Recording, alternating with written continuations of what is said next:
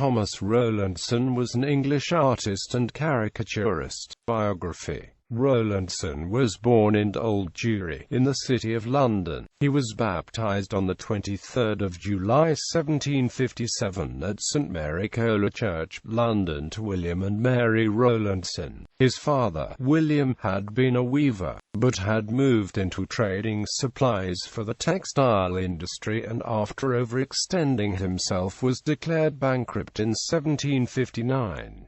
Life became difficult for him in London, and, in late 1759, he moved his family to Richmond, North Yorkshire. Thomas' uncle James died in 1764, and his widow Jane probably provided both the funds and accommodation which allowed Thomas to attend school in London. Rowlandson was educated at the school of Dr. Barvis in Soho Square, then an academy of some celebrity, where one of his classmates was Richard Burke, son of the politician Edmund Burke. As a schoolboy, Rowlandson drew humorous characters of his master and many of his scholars before he was 10 years old, covering the margins of his school books with his artwork.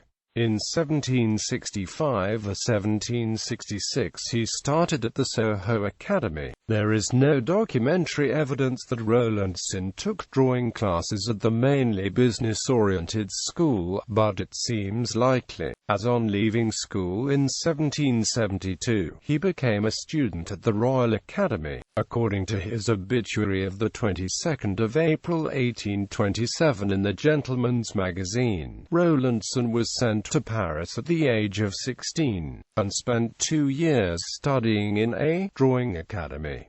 There, in Paris, he studied drawing the human figure and continued developing his youthful skill in caricature. It was on his return to London that he took classes at the Royal Academy, then based at Somerset House. Rowlandson spent 6 years studying at the Royal Academy, but about a third of this time was spent in Paris, where he may have studied under Jean-Baptiste Pigalle. He later made frequent tours to the continent, enriching his portfolios with numerous sketches of life and character. In 1775 he exhibited a drawing of Delilah Paith Sampson, a visit while in prison at Gaza at the Royal Academy, and 2 years later received a silver medal for a bas-relief figure. He was spoken of as a promising student. On the death of his aunt, he inherited £7,000 with which he plunged into the dissipations of the town and was known to sit at the gaming table for 36 hours at a stretch. In time poverty overtook him, and the friendship and examples of James Gilray and Henry William Bunbury seem to have suggested caricature as a means of earning a living. His drawing of Vauxhall, shown in the Royal Academy exhibition of 1784, had been engraved by Pollard, and the print was a success.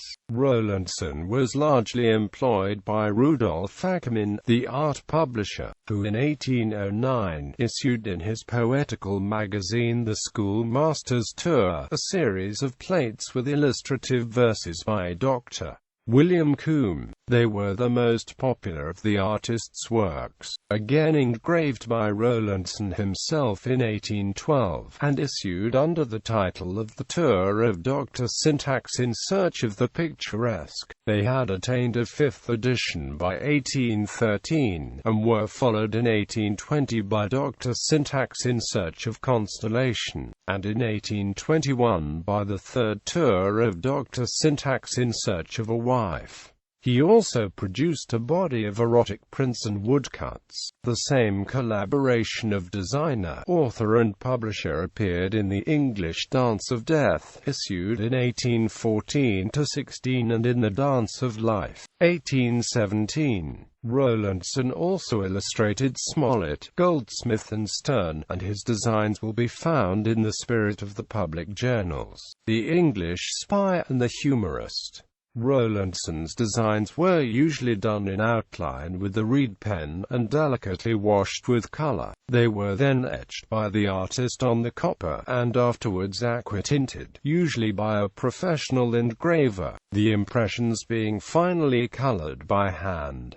As a designer, he was characterized by his facility and ease of draftsmanship. He dealt less frequently with politics than his fierce contemporary, Gilray, but commonly touching, in a rather gentle spirit, the various aspects and incidents of social life. His most artistic work is to be found among the more careful drawings of his earlier period, but even among the exaggerated caricature of his later time we find hints that this master of the humorous might have attained to the beautiful had he so will. His work included a personification of the United Kingdom named John Bull, who was developed from about 1790 in conjunction with other British satirical artists such as Gilray and George Cruikshank. His patron and friend Matthew Mitchell collected hundreds of his paintings, which Mitchell displayed at his country residence, Grove House in Enfield, Middlesex. After Mitchell's death, his nephew, Sir Henry Onslow, sold the contents of Grove House at an 8-day sale in November 1818.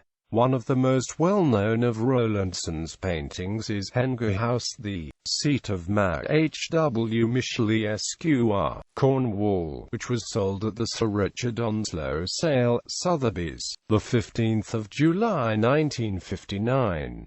Another of Rowlandson's paintings is Glorious Defeat of the Dutch Navy OCTR 10 1797 by Admirals Lord Duncan and Sir Richard Onslow, with a view drawn on the spot of the 6 Dutch line of battleships captured and brought into Yarmouth. Rowlandson also painted early scenes of Brighton, where Mitchell's sister, Lady Anne Onslow, lived after the death of her husband Sir Richard Onslow, 1st Baronet. Rowlandson's painting, Mr. Mitchell's Picture Gallery at Grove House, Enfield, was sold by Sotheby's, London, on the 4th of July 2002. Rowlandson died at his lodgings at 1 James Street, Adelphi, London, after a prolonged illness, on the 21st of April 1827. He was buried at St. Paul's in Covent Garden on the 28th of April 1827, aged 72 years.